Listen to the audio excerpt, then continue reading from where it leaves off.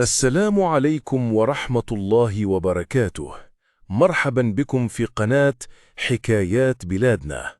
هنا غد نعيش معاكم لحظات ديال التشويق، الغموض وحكايات زمان، قصص شعبية، حكايات غريبة وأسرار من تراثنا المغربي، كلها بالدارجة باش تحسوها قريبة منكم.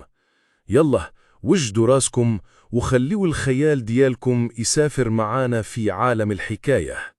وإلى عجباتكم ما تنساوش تشتركوا في القناة وتفعلوا الجرس باش يوصلكم كل جديد. في مدينة الصويرة اللي كتطل على البحر الكبير كان كاين شاب اسميتو حمزة. حمزة كان كيحب البحر من صغره، كيجلس بالساعات على الصخور يتأمل الأمواج وهي كتضرب على الحيطان القديمة. كان عنده حلم كبير، يولي بحار ويغامر في المحيط، يشوف العالم اللي كاين وراء الأفق.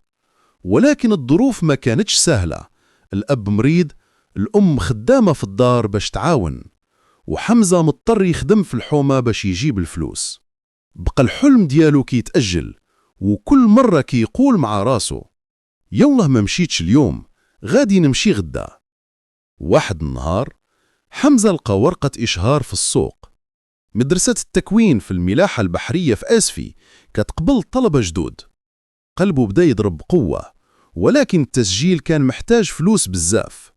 حاول يحوش من الخدمة، ولكن ما قدرش يكمل المبلغ. وصل لمرحلة كاد يستسلم فيها وقال يمكن البحر ما مكتوبش ليا. واحد الليل وهو جالس في الميناء كي يتفرج على قوارب الصيادين، جاء عنده واحد الراجل كبير في العمر، لابس جلابة بيضة وعنده وجه مضوي. سولو ولدي مالك زعفان؟ حكى لي حمزة على الحلم ديالو اللي واقف بسباب الفلوس. الراجل ضحك وقال ليه الفلوس كي تعوضوا، ولكن الحلم اللي ضيعته صعيب يرجع. وخلى عنده ظرف صغير. نهار الغد حمزة فتح الظرف للقى فيه المبلغ اللي ناقصه. قلبه طاح من الفرحة، ولكن ما عرفش شكون هو ذاك الرجل. مشى حمزة الآسفي وسجل في المعهد. الدراسة ما كانتش سهلة، بزاف ديال القوانين، الحسابات، التدريب في الليل والبرد.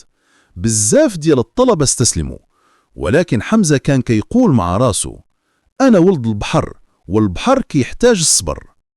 عامين دازوا وحمزة تخرج وخدا الرخصة ديالو. رجع للصويرة والناس ديال الحومة فخورين به. الأب ديالو اللي كان مريض فرح كتر ما يتصور، وقال ليه ولي دابا نقدر نمشي وأنا مطمئن، حيت عرفت ولدي لقى الطريق. مورا سنوات حمزة ولا ربان قارب كبير للصيد، وكيشر الشباب من الحومة معاه باش حتى هما يلقاو فرصة. الناس سموه ولد الأمواج، حيت عمر البحر ما غلبه. وفي واحد النهار في الميناء شاف داك الراجل الكبير اللي عطاه الظرف أول مرة. مشى عنده يجري، بغى يشكره، ولكن ما لقى حتى حد. ضحك مع راسه وقال يمكن كان ملاك، ولا يمكن كان البحر اللي عطاني الفرصة. إلى عجبتكم هاد القصة ما تنساوش ديروا لايك وتشتركوا في قناة حكايات بلادنا باش يوصلكم الجديد كل نهار. وخليوا لنا التعليق، واش عندكم شي قصة سمعتوها في دواركم ولا مدينتكم؟ يمكن نعاودها هنا.